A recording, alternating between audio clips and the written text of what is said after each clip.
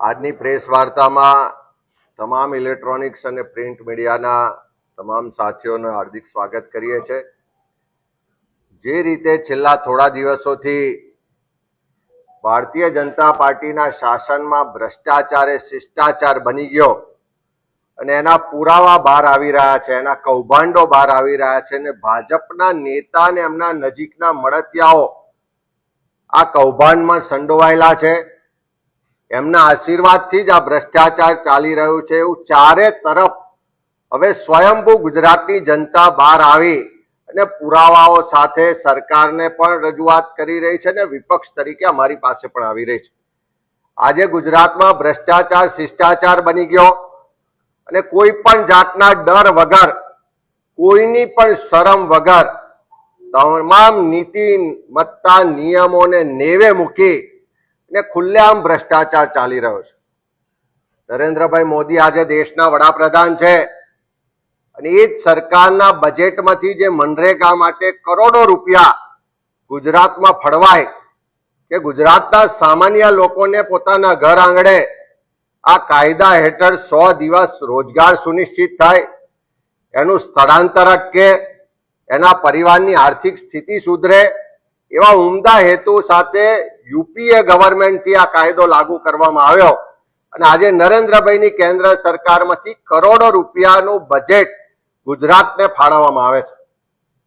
પણ આ બજેટમાંથી સ્થાનિક મજૂરોને રોજગાર આપવાને બદલે આજે ભાજપના નેતાઓને એમના મળતિયાઓ પોતાના ખિસ્સાને ઘર ભરી રહ્યા છે। હજુ દાહોદમાં રાજ્ય સરકારના મંત્રી બચુભાઈ ખાબડના બે પુત્રો જે કૌભાંડમાં ભ્રષ્ટાચારમાં સંડોવાયાનું બહાર આવ્યું છે, 100 કરોડ કરતા વધારેનો ભ્રષ્ટાચાર તો ખાલી દેવગઢ, બારિયા, ધાનપુરના થોડા જ ગામોમાં થયો છે। દાહોદ જિલ્લાની તપાસ થાય તો 1000 કરોડ કરતા વધારેનો ભ્રષ્ટાચાર પકડાવાનો છે, પણ સરકાર હજુ બચાવી રહી છે મંત્રી, એમના પરિવાર ને બાકીના મિત્રોને। પણ હવે એવો જ બીજો કિસ્સો પંચમહાલ જિલ્લાનો પણ બહાર આવ્યો છે, કારણ કે આ ભાજપના ભ્રષ્ટાચારીઓ કોઈ એક તાલુકા કે એક જિલ્લામાં નથી, આખા ગુજરાતમાં ચારે તરફ ભ્રષ્ટાચારની તપાસ થાય તો બધી જ જગ્યાએ ભાજપના મળતિયાઓ પકડાશે। પંચમહાલ જિલ્લાના જાંબુઘોડા તાલુકો કે આખા ગુજરાતમાં વસ્તીની રીતે જોવા જઈએ તો મારી જાણકારી મુજબ સૌથી નાનો તાલુકો છે। જાંબુઘોડા તાલુકાના 26 ગ્રામ પંચાયતો છે, ફક્ત 42,000ની વસ્તી આખા તાલુકાની। પંચમહાલ જિલ્લામાં જોઈએ તો 39 જિલ્લા પંચાયત બેઠકો છે, એમાં આખો જાંબુઘોડો તાલુકો થઈ 26 ગામ થઈ 42,000ની વસ્તી થઈને ફક્ત એક જિલ્લા પંચાયત છે।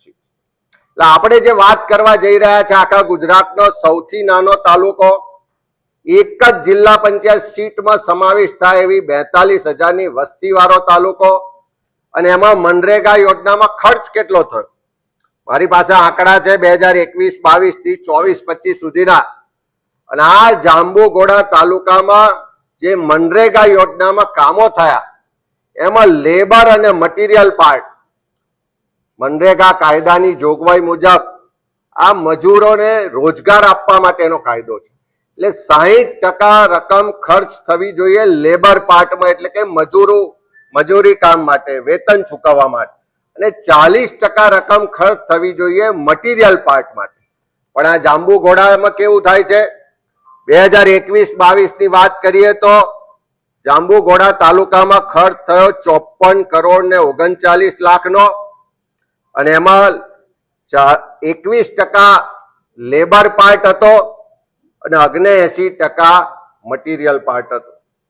2022-23 નું વર્ષ એટલે ચૂંટણીનું વર્ષ હતું, ભાજપ તો પેલું ધન સંગ્રહ કરે, ચૂંટણી ફંડ ઉઘરાવે એનું વર્ષ હતું, એટલે 22-23 ના વર્ષમાં જાંબુઘોડા તાલુકામાં જે કામ થયા, ચૂકવણું થયું, એ લેબર અને મટીરિયલ બંનેનો ખર્ચ ગણીએ તો 128.99 કરોડ રૂપિયાનો ખર્ચ ખાલી એક જિલ્લા પંચાયત સીટના તાલુકામાં થયો, અને એમાં પણ લેબર પાર્ટ ને મટીરિયલ પાર્ટ જોઈએ તો ફક્ત 6% રકમ લેબર પાર્ટમાં વપરાય અને 94% રકમ મટીરિયલ પાર્ટમાં વપરાય.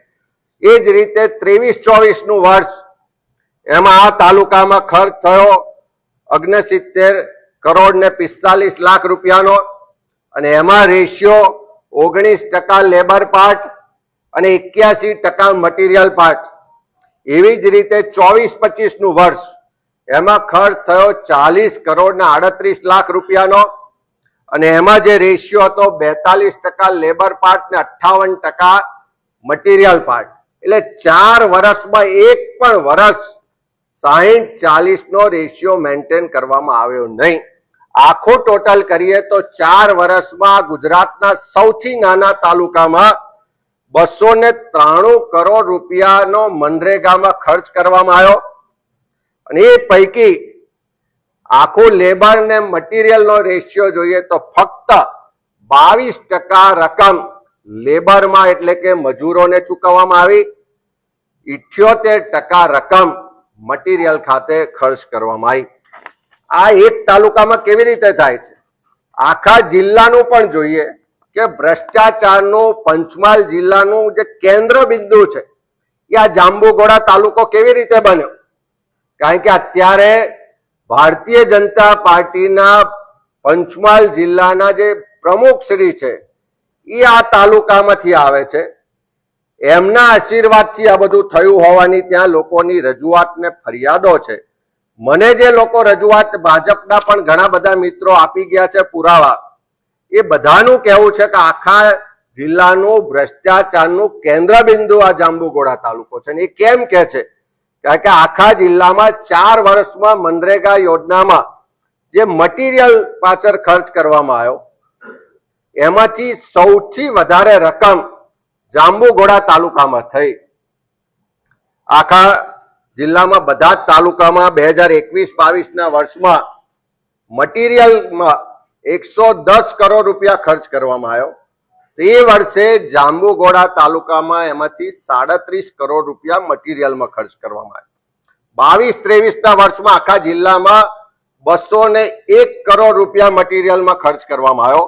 મેં પહેલા જ કીધું કે આ ચૂંટણીનું વર્ષ હતું, પૈસા ઉઘરાઈને કદાચ ઉપર સુધી કમલમમાં પહોંચાડવાના હશે એટલે આખા જિલ્લામાં 201 કરોડ ખર્ચાયા.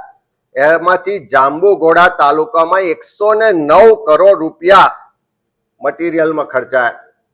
23-24 ના વર્ષમાં આખા જિલ્લામાં 115 કરોડ રૂપિયા ખર્ચ થયો. એમાંથી 50 કરોડ રકમ જાંબુઘોડા તાલુકામાં ખર્ચ થઈ અને એવી જ રીતે 24-25 ના વર્ષમાં આખા જિલ્લામાં 86 કરોડ ખર્ચ થયો અને એમાંથી 21 કરોડ જેટલી રકમ જાંબુઘોડા તાલુકામાં ખર્ચ થઈ. એટલે આપણે સમજી શકીએ છીએ કે આખા જિલ્લામાં મનરેગા યોજનામાં જે મટીરિયલ પાછળ ખર્ચ થાય છે એમાં 50% જેટલો ખર્ચ એક જ તાલુકામાં થાય છે અને બાકીના 6 તાલુકા છે એમાં 50% ખર્ચ થાય છે. એટલે આખો હિસાબ કરીએ તો આખા જિલ્લામાં 512 કરોડ રૂપિયા 4 વર્ષમાં મટીરિયલ પાછળ ખર્ચ થયો અને એમાંથી એકલા જાંબુઘોડા તાલુકામાં 216 કરોડ રૂપિયા મટીરિયલમાં ખર્ચ થયો. એનો સ્પષ્ટ મતલબ છે કે આ તાલુકામાં કોઈ રોજગાર આપવાની ચિંતા નથી, પણ મટીરિયલ સપ્લાય કરીને કરોડો રૂપિયા કેવી રીતે ખાઈ જવા એનું એક વ્યવસ્થિત ષડયંત્ર ચાલે છે. અને આ આખી ફરિયાદો કોઈ આજકાલથી નહીં, ત્યાં સ્થાનિક લોકો દ્વારા વર્ષોથી રજૂઆત થઈ. મેં પણ પહેલા 3 વખત પત્રો લખ્યા છે, અમારા ત્યાંના સ્થાનિક કોંગ્રેસના આગેવાનોએ પણ પત્રો લખ્યા છે, પણ સરકાર તપાસ કરતી નથી. ત્યારે મારે સરકારમાં બેઠેલા લોકોને પણ પૂછવું છે કે આટલો બધું કૌભાંડ ભ્રષ્ટાચાર ચાલતો હોય તો ત્યાંના DRDA ડાયરેક્ટર કે DDO આજ દિન સુધી કેમ એમના ધ્યાને ના આવ્યું? એમણે આજ દિન સુધી કેમ તપાસ ના કરી? ત્યાંથી જે પણ આંકડા અને રિપોર્ટ પત્રકો રેગ્યુલર ગ્રામ વિકાસ ની કચેરીમાં આવે છે, તો ગ્રામ વિકાસ કમિશનરના ધ્યાને કે એમના ઓફિસના ધ્યાને આ બધી બાબતો કેમ ના આવી? રાજ્ય સરકારના જે ગ્રામ વિકાસ મંત્રી છે એમના ધ્યાને આ બધી હકીકતો કેમ ના આવી? એ જ રીતે ત્યાંના સંસદ સભ્ય છે, જે DRDA ની દિશા કમિટી છે જે વિજિલન્સ કમિટી છે એના અધ્યક્ષ છે, દર 3 મહિને વિજિલન્સ કમિટીની દિશાની મીટિંગ ફરજિયાત મળે છે, તો એમણે આજ દિન સુધી આ બાબતોનો અભ્યાસ કેમ ના કર્યો? એનો સ્પષ્ટ મતલબ છે કે ચોકીદાર જ ચોર છે. જે લોકોની જવાબદારી છે ચોકીદારીની, જે લોકોની જવાબદારી છે ભ્રષ્ટાચાર અટકાવવાની, એવા લોકો સામેલ હોય તો જ આ શક્ય બને.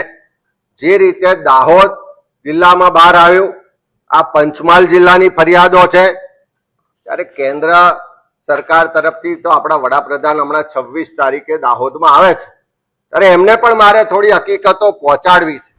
જે ભાજપના મિત્રો થોડી હકીકતો મને આપી ગયા કે આખું જે આ મટીરિયલ સપ્લાય ચાલે છે એ જાંબુઘોડા તાલુકામાં 4 જ એજન્સીઓ સપ્લાય કરે છે. પહેલી એજન્સી છે ગિરિરાજ ટ્રેડર્સ, બીજી એજન્સી છે ગિરિરાજ સપ્લાયર્સ, ત્રીજી એજન્સી છે ગિરિરાજ એન્ટરપ્રાઇઝ અને ચોથી એજન્સી છે જય માતાજી સપ્લાયર્સ. મને કોઈ કીધું કે આટલું બધું કરોડોનું મટીરિયલ સપ્લાય કરતા હોય તો મોટી એજન્સી હશે, મોટું કામકાજ હશે, તો કોણ છે આ લોકો? હમણાં જીએસટી ની વેબસાઇટ પરથી હમણાં જ એના પિન નંબર, જે ટીન નંબર હોય એ નાખીને હકીકતો જે કાઢી છે અને એમાં જે બહાર આવ્યું છે કે ગિરિરાજ ટ્રેડર્સ છે, જેણે હું માનું છું કે કરોડો રૂપિયાનું મટીરિયલ સપ્લાય કર્યું છે, એના જે લીગલ નેમ ઓફ બિઝનેસ જેનું નામ છે મયંક કુમાર દેસાઈ છે. હજુ ચેક કરવાનું છે, પણ મને કોઈ કહ્યું કે જિલ્લા ભારતીય જનતા પાર્ટીના હાલના પ્રમુખ છે. બીજું નામ અહીંયા આવ્યું છે ગિરિરાજ એન્ટરપ્રાઇઝ, એમાં પણ માલિકનું નામ આવ્યું છે જિગ્નેશ સુંદરલાલ દેસાઈ. ત્રીજું નામ જે ગિરિરાજ સપ્લાયર્સ એજન્સી છે એમાં નામ આવ્યું છે કેતુબેન મયંક કુમાર દેસાઈ, એ પૂર્વ જિલ્લા પંચાયતના પ્રમુખ અને હાલના જિલ્લા ભાજપના પ્રમુખના પત્ની હોઈ શકે છે. અને ચોથું નામ આવ્યું છે જય માતાજી સપ્લાયર્સ અને એમાં નામ છે છત્રસિંહ ભરતસિંહ બારિયા. મને કોઈ કીધું કે જિલ્લા ભાજપ પ્રમુખના ખૂબ નજીકના માણસ છે, એક સમય એમના ડ્રાઈવર પણ હતા. અને આ ચારે નામ જે રીતે બહાર આવ્યા છે, ચારે એજન્સીએ કેટલા કરોડનું મટીરિયલ સપ્લાય કર્યું એ બધા જ આંકડા રેકોર્ડ પર છે, મારી પાસે એના પુરાવા પણ છે. મારી રાજ્ય સરકારને વિનંતી છે, સાથે માગણી પણ છે, વડાપ્રધાન શ્રી 26 તારીખે ગુજરાત આવી રહ્યા છે, ત્યારે એમને પણ કહેવું છે કે આપણે ચૂંટણીમાં ભાષણો ખૂબ કર્યા કે દેશમાં વડાપ્રધાન સ્વર્ગસ્થ રાજીવ ગાંધીજી હતા ત્યારે 1 રૂપિયો કેન્દ્રમાંથી મોકલવામાં આવે તો નીચે 10 પૈસા પહોંચે છે. આજે નરેન્દ્રભાઈના શાસનમાં પંચાયતથી લઈને પાર્લામેન્ટ સુધી એમના જ ભાજપના લોકો બેઠા છે, એમનું જ શાસન છે. ગુજરાતમાં તો એમના ખાસ બધા જે પોતાના ફેસબુક કે ટ્વિટરમાં આઈડીમાં મૂકતા હતા કે હું ચોકીદાર છું, એવા ચોકીદારો બેઠા છે. અને એ જ ચોકીદારો હવે ચોરી કરે છે અને નરેન્દ્રભાઈ જે ઉપરથી 1 રૂપિયો મોકલે છે, આ ચોકીદારો નીચે 1 પૈસો પણ પ્રજા સુધી પહોંચવા દેતા નથી. મને જે આખી ફરિયાદો મળી છે, જે મુજબ થોડા ગામના આંકડા અને વિગતો પણ આપણી પાસે છે, એ ગામોમાં એક ગામમાં લગભગ 2,000 કામો મંજૂર થયા છે. મારી પાસે 3 જ ગામની વિગતો આપું આપને કે ખાંડીવાવ ગામ છે, ત્યાંની ગામની વસ્તી છે 1250ની. એનો જે એરિયા છે એ 2 સ્ક્વેર કિલોમીટરના એરિયામાં ગામ વસેલું છે. ત્યાં જે જોબ કાર્ડ ઇસ્યુ થયેલા છે, જે એક્ટિવ જોબ કાર્ડ છે, જે ગવર્મેન્ટની વેબસાઇટ પર અવેલેબલ છે, એવા 196 એક્ટિવ જોબ કાર્ડ હોલ્ડર છે. એટલે 196 લોકો જ કામ કરવા આવે છે. હવે આ ગામમાં કામ કેટલા થયા તો 4 વર્ષનો હિસાબ છે મારી જોડે, 2021-22 થી 24-25 સુધીનો 29 કરોડ રૂપિયાના મટીરિયલ કમ્પોનન્ટમાં કામનું ચૂકવણું થયું છે અને 80 લાખ રૂપિયાનું લેબર કામમાં ચૂકવણું થયું છે. અને 1617 વિકાસના કામો થયા છે આ 1250ની વસ્તી વાળા ગામમાં. એવું જ બીજું ગામ છે જાંબુઘોડા, જે તાલુકા પ્લેસ છે. ત્યાં કોઈ જોયું હશે તો બધાને ખ્યાલ હશે કે 50% ગામ તો એવું છે કે નાની મોટી દુકાનો, ધંધા, વેપાર સાથે જોડાયેલા લોકો રહે છે. કોઈ ખેતીનું કે પશુપાલનનું કામ નથી કરતા ત્યાં. હવે એ ગામની વસ્તી છે 2731ની. એ ગામનો જે વિસ્તાર છે 0.75 સ્ક્વેર કિલોમીટરનો વિસ્તાર છે, એટલે એનું જે રેવન્યુ કહેવાય એ 75 હેક્ટર જેટલી જગ્યાનો રેવન્યુ વિસ્તાર આ ગ્રામ પંચાયતનો છે. ત્યાં આગળ એક્ટિવ જોબ કાર્ડ હોલ્ડરો છે 894. કદાચ હજુ તપાસ થશે ગામે ગામ તો આ બોગસ ભૂતિયા જોબ કાર્ડ હોલ્ડરોનું પણ બહુ મોટું કૌભાંડ આમાં આવવાનું છે. અને ત્યાં આગળ છેલ્લા 4 વર્ષમાં 2040 જેટલા વિકાસ કામો ખાલી મનરેગા યોજનામાં થયા છે. બીજી યોજના તો અલગ. એમાં 17.62 કરોડ રૂપિયાનું મટીરિયલ વપરાયું છે અને 46.96 એટલે કે 47 લાખ રૂપિયા લેબર માટે ચૂકવાયા છે એવા આંકડા છે. એવું જ ત્રીજું ગામ છે કરા, કે જે ગામની વસ્તી છે 1200ની. એ ગામનું ક્ષેત્રફળ છે 2.47 સ્ક્વેર કિલોમીટર. એ ગામમાં એક્ટિવ જોબ કાર્ડ હોલ્ડરો છે 478. એ ગામમાં 1438 કામ થયા છે 4 વર્ષમાં. એમાં ખર્ચ કેટલો થયો તો મટીરિયલ પાર્ટ લેકે 26 કરોડ ને 50 લાખ રૂપિયાનો મટીરિયલ ખર્ચ થયો છે અને લગભગ 25 લાખ રૂપિયાનો લેબર ખર્ચ થયો છે. આ આંકડા 4 જ ગામના આપ્યા છે. મારી જોડે 26 ગામના આંકડા છે. આ બધી હકીકતો જોઈએ તો એટલું ચોક્કસ છે કે આટલી મોટો ભ્રષ્ટાચાર હોય, જેમ દાહોદમાં 3 જ ગામની તપાસ થઈને 71 કરોડની એફઆઈઆર થઈને મંત્રીશ્રીના 2 પુત્રો આજે જેલમાં છે, પણ નૈતિકતા નહીં હોવાને કારણે રાજીનામું નથી આપતા. સરકારમાં નૈતિકતા નથી, સરકારમાં હિંમત નથી, એટલા માટે એમને મંત્રીમંડળમાંથી દૂર પણ નથી કરતા. ત્યારે આ બીજો ભ્રષ્ટાચારનો મુદ્દો ફરિયાદ બહાર આવી છે કે હવે ભારતીય જનતા પાર્ટીના જિલ્લાના પ્રમુખ છે, એ જ વિસ્તારમાંથી પૂર્વ જિલ્લા પંચાયતના પ્રમુખ રહ્યા છે, એમને ત્યાં પણ જો આની તપાસ થાય તો હું ચોક્કસ કહું છું કે 100 કરોડ કરતા વધારેનો ભ્રષ્ટાચાર બહાર આવશે.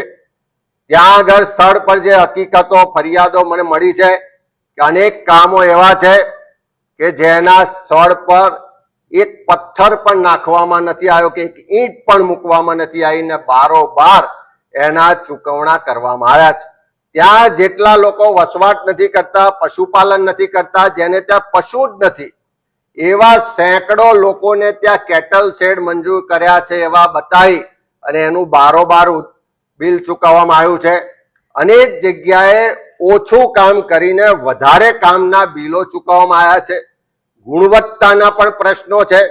ખોટા અને બોગસ જોબ કાર્ડો ઇસ્યુ થઈને એના લેબર કમ્પોનન્ટ છે એમાં પણ મોટું કરપ્શન છે એવી ફરિયાદો છે. ત્યારે સરકારમાં થોડી પણ ઈચ્છા શક્તિ હોય, આપણા મૃદુ ને મક્કમ મુખ્યમંત્રીમાં ભ્રષ્ટાચારને નાબૂદ કરવાની થોડી પણ મક્કમતા હોય તો આ વિજિલન્સની તપાસ કરાય. અને દેશના વડાપ્રધાન શ્રી જયારે ગુજરાતમાં આવતા હોય ત્યારે એમની પાસે પણ માગણી કરવી છે કે આ પ્રજાના પરસેવાના ટેક્સના પૈસા છે અને એને તમારા કહેવાતા ચોકીદારો આ રીતે ખુલ્લેઆમ લૂંટતા હોય, કેન્દ્ર સરકારની ગ્રાન્ટ હોય, કેન્દ્ર સરકારનું બજેટ હોય તો સેન્ટ્રલ ગવર્મેન્ટમાંથી પણ વિજિલન્સની એક ટીમ મોકલવી જોઈએ અને મનરેગા યોજનાના ભ્રષ્ટાચારની તપાસ કરાવવી જોઈએ.